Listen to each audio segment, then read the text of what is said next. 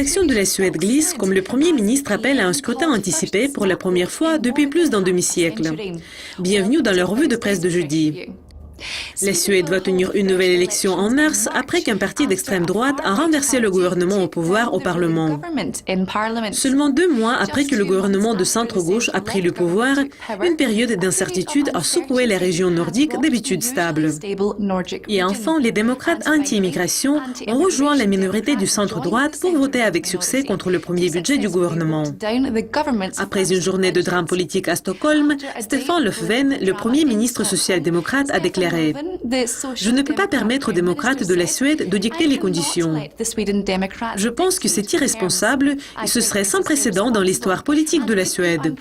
Le Premier ministre a ajouté que le gouvernement va partir comme la deuxième administration ayant la plus courte vie dans l'histoire suédoise. En effet, formée après une élection de septembre qui a remis aux démocrates anti-immigration de la Suède la balance des forces, la coalition des sociaux-démocrates et des Verts a été largement considérée comme le plus faible gouvernement de la Suède depuis des décennies.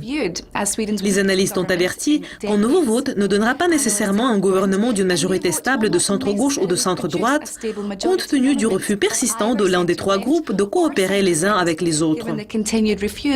Un professeur à l'université de Gothenburg a dit qu'il sera difficile de dire qui sont les gagnants et les perdants de cette situation. Il a continué: les démocrates suédois peuvent être soit punis pour avoir créé le chaos et le désordre, soit ils peuvent être récompensés pour avoir montré le courage et avoir défendu leurs valeurs. Quel que soit le résultat, le mouvement semble faire partie d'une tendance régnant dans la région.